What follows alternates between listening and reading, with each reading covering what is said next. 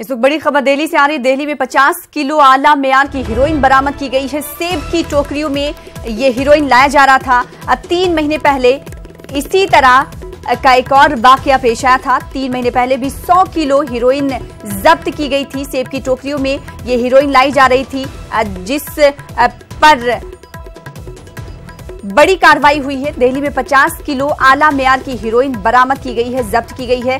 3 महीने पहले की अगर बात करेंगे तो 100 किलो हीरोइन जब्त की गई थी। जम्मू में ऐसी अपडेट्स हैं। एनसीबी ने ये कार्रवाई की है और इस नतीजे में दिल्ली से ये हीरोइंस बरामद की गई हैं। दिल्ली में 50 किलो आला मेयार की हीरोइंस बरामद की गई हैं। सेब की टोकरियों में ये हीरोइंस लाई जा रही थी और 3 माह पहले भी इसी तरह का एक और मामला सामने आया था, जिसमें 100 किलो हीरोइन जब्त की गई थी। एनसीबी ने बड़ी कार्रवाई करते हुए आज दिल्ली में 50 किलो आला मेयार की हीरोइन बरामद की है। तो दिल्ली से ये बरामदगी अमल में लाई गई है।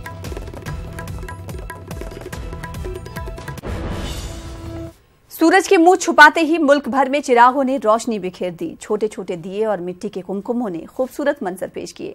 पटाखों की गूंज वहीं चार जानिब सुनाई दी। हवा में बारूद की बू बस गई।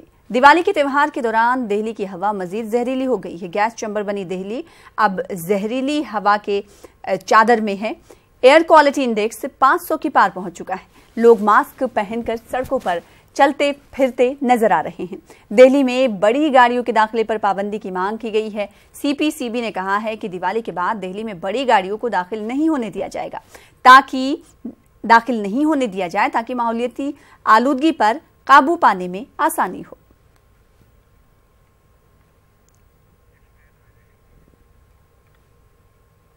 यूपी के मेरठ में दिवाली के त्योहार पर एक 3 साला बच्ची को हैवानियत का शिकार बनाया गया। एक दरिंदा सिफत शख्स ने एक मासूम बच्ची के मुंह में पटाखे फोड़े। इस वारदात के बाद मुलजिम फरार हो गया है। बच्ची की जुबान कट गई है और इलाज के दौरान कई टाके भी उसे लगे हैं। बच्ची शदीद जख्मी हालत में अस्पताल में जेर इलाज है।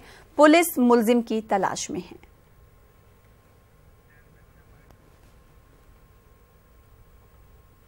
बिहार की बात करेंगे। बिहार में बदमाशों के कहर का ताजा मामला हाजीपुर और बाढ़ का है, जहां बदमाशों ने 2 अफराद को गोली मारकर कत्ल कर दिया। बाढ़ में बदमाशों ने छत पर सो रहे एक शख्स को गोली मारकर कत्ल कर दिया। पुलिस इस मामले में 2 अफराद को हिरासत में लेकर पूछताछ कर रही है। वहीं हाजीपुर की अगर हम बात करें तो हाजीपुर में जमीन तनाजे के सिलसिले में एक शख्स का कत्ल कर दिया गया। फिलहाल पुलिस इस मामले में तफ्तीश में मसरूफ है।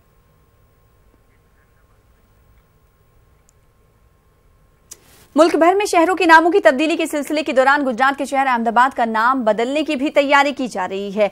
वजीर आला रूपानी ने कहा है कि अहमदाबाद का नाम कर्नावती करने के सिलसिले में कानूनी तौर से गौर व खौज किया जा रहा है।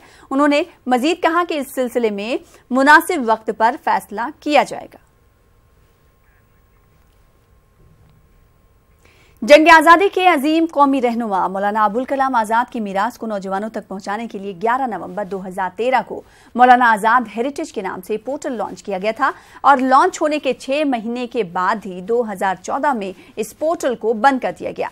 बताया जा रहा है कि पीआईबी की जानिब से पैसे अदा नहीं किए जाने की वजह से पोर्टल बंद हुआ, जो आज तक बंद है। साबिक मरकजी वजीर बराए अक़लियती उमूर के रहमान खान के हाथों इस पोर्टल का इफ्तिताह 2013 में हुआ था।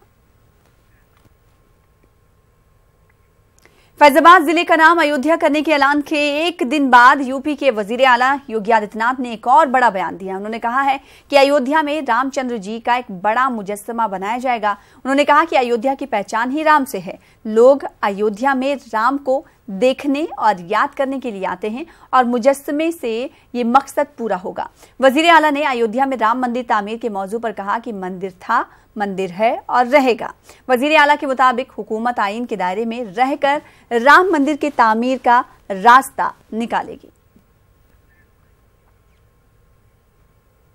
अयोध्या में राम मंदिर और रामचंद्र जी के मुजस्समे के मामले पर आचार्य प्रमोद कृष्णन ने कहा है कि मुजस्समा किसी शख्सियत का बनता है। राम हमारे भगवान हैं, उनका मंदिर बनना चाहिए, मुजस्समा नहीं हो सकती है। अयोध्या की पहचान तुलसीदास है, अयोध्या की पहचान सरयू है, अयोध्या की पहचान भगवान श्री राम के प्रति श्रद्धा है। भगवान का स्टैचू तो बनाया ही नहीं जाना चाहिए। स्टैचू महापुरुषों का बनता है। भगवान मंदिर में उनकी प्राण प्रतिष्ठा की जाती है, उनका विग्रह स्थापित किया जाता है, उसकी प्राण प्रतिष्ठा होती है। स्टैचू के ऊपर कबूतर निकलेगा, चिड़िया उड़ेंगी, कौवे उड़ेंगे, गिद्ध उड़ेंगे, बाज उड़ेंगे।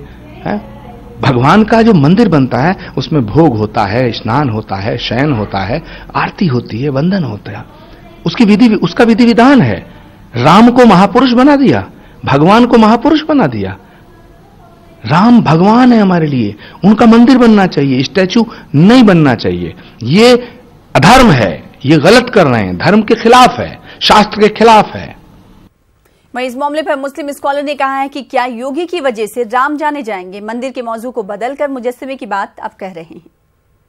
विद्या की पहचान स्टैचू से करेंगे? वो क्या मजाक कर रहे हैं ये देश के साथ? स्टैचू से मर्यादा पुरुषोत्तम की, राम जन्मभूमि की पैदाइश होगी, जहां मर्यादा पुरुषोत्तम पैदा हुए, स्टैचू से पहचान मानी जाएगी। पूरी दुनिया जानती है अयोध्या को, पूरी दुनिया, कि जहां जन्म लिया है मर्यादा पुरुषोत्तम ने, पूरी दुनिया जानती है उस अयोध्या को। क्या योगी की वजह से पहचाने जाएंगे क्या श्री राम? क्या समझ में नहीं आता क्या करना चाह रहे हैं ये लोग। ये इमोशनल से खेल रहे हैं ये लोग।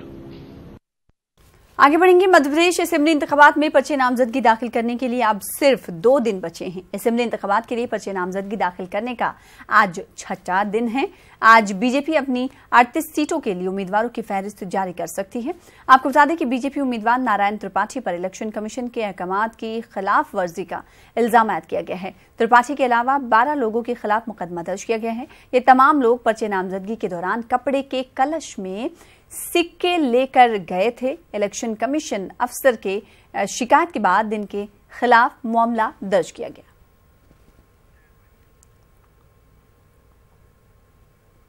भोपाल में मुनक्किद होने वाले आलमी तबलीगी इज्तिमा में इंतखाबात का असर पड़ेगा। सिक्योरिटी इंतजामात के ताल्लुक से इंतजामिया परेशान है।